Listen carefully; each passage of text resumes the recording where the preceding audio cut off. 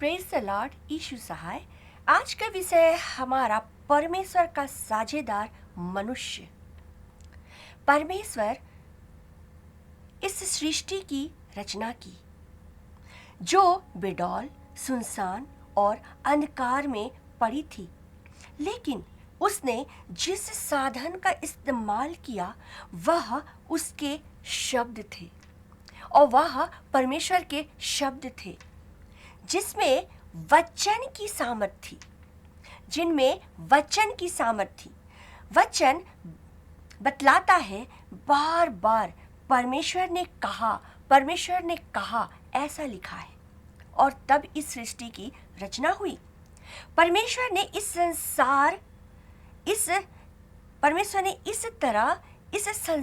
सृष्टि की रचना की अपने शब्दों के द्वारा। स्वर्ग और पृथ्वी को अपने अस्तित्व में ले लिया। परमेश्वर ने शब्दों के द्वारा इस पृथ्वी को अपने अस्तित्व में ले लिया, स्वर्ग और पृथ्वी को। यूहन्ना 1:1 में हमें यो मिलता है, उसी के द्वारा सब कुछ उत्पन्न हुआ है, उसमें से कोई भी वस्तु उसके बिना उत्पन्न ना हुई।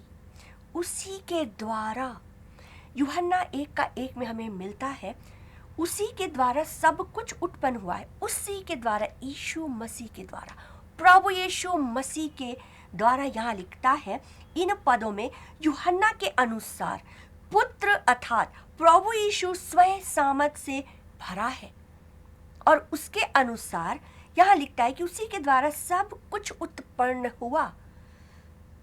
प्रेरित पौलुस भी इस बात पर बल देता है।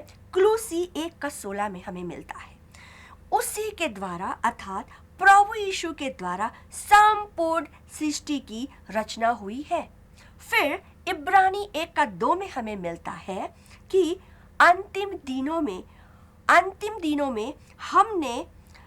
दिनों में हमसे उसने पुत्र के द्वारा बातें की है।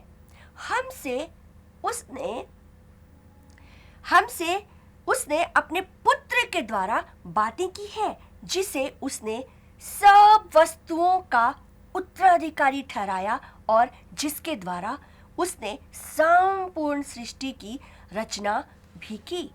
अर्थात वो प्रभु यीशु जो अपने आप में पूर्ण अधिकार, चंगाई और उद्धार और पापों से मुक्ति देने वाला, सुरक्षा देने वाला और शैतानी ताकतों पर विजयी प्रदान हमें देने वाला सामर्थी नाम, जो सामर्थ से भरा हुआ नाम, जिसके नाम में स्वर्ग और पृथ्वी का सारा अधिकार निहित है, जो सब नामों में श्रेष्ठ है।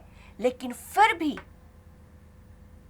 एक जगह हम पाते हैं, बहुत जगह हमें मिलेगा, पर मुझे पवित्र आत्मा ने एक जगह बतलाया, पुनरुत्थान के दिन कब्र के पत्थर को हटाने के लिए स्वर्गदूत की आवश्यकता क्यों पड़ी?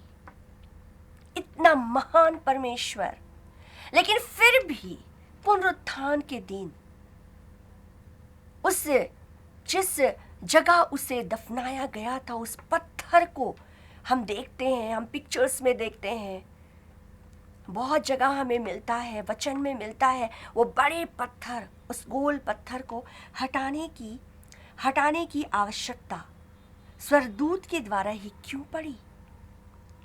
पत्थर खुद से भी हटाया जा सकता था मेरे प्रियो, पत्थर खुद से भी हटाया जा सकता था, क्योंकि पुनरुत्थान के बाद प्रभु यीशु शारीरिक मनुष्य नहीं रह गया था।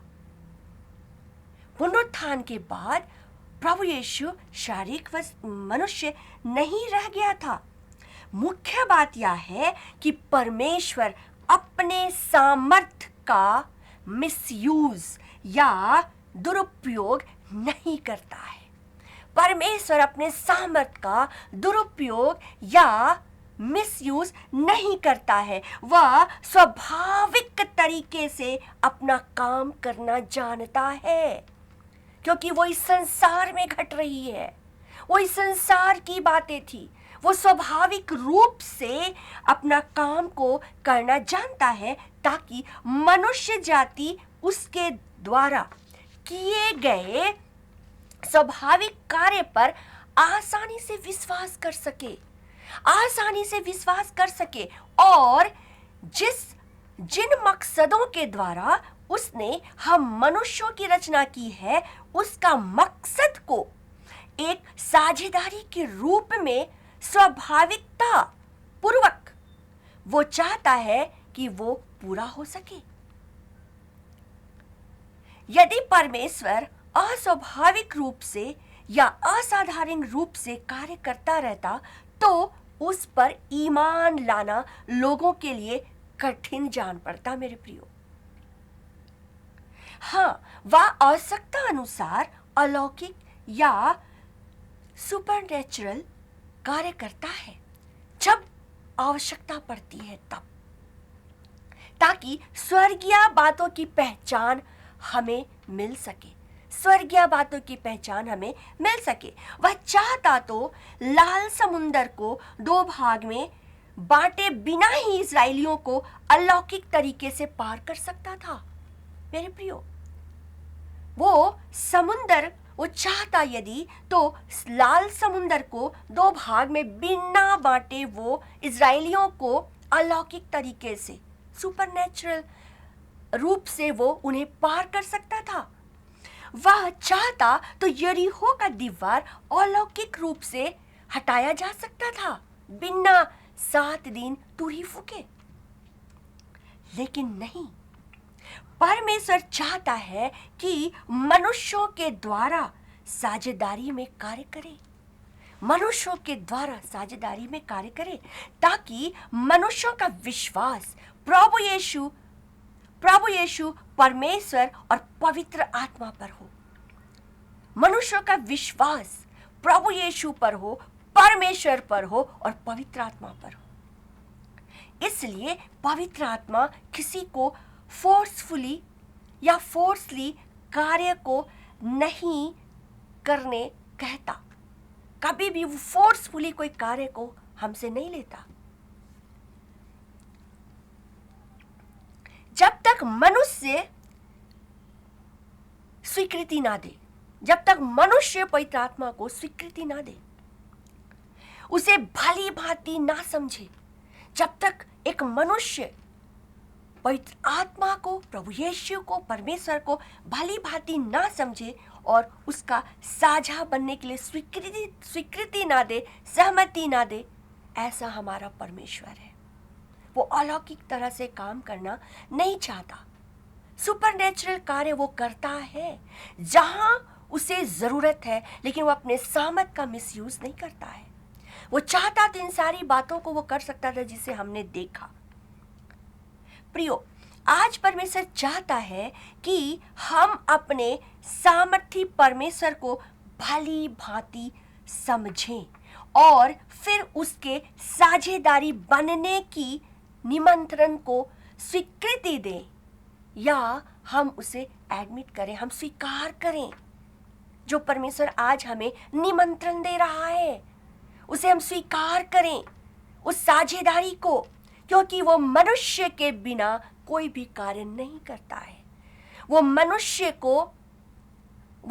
के द्वारा ही किसी कार्य को अंजाम देना चाहता है, ताकि एक मनुष्य के किए गए कार्य के द्वारा कोई दूसरा और तीसरा और चौथा मनुष्य समझ पाए, क्योंकि वो स्वाभाविक रूप से कार्य करना चाहता है।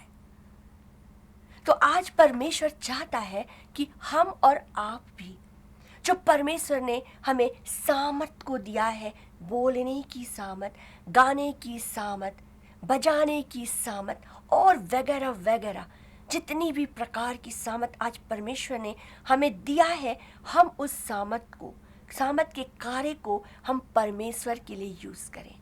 हम परमेश्वर के साथ साझेदारी को हम रखते हुए हम उसका उपयोग भली भांति करें, हम उसका मिसयूज ना करें, हम उसे कहीं भी बेकार जाने ना दें, लेकिन हम उसे सही जगह सटीक यूज़ करें, क्योंकि वो हमें सामर्थ के रूप में दी गई है। इस वचन के द्वारा प्रभु आप सबको बहुत आशीष दे। Praise the Lord.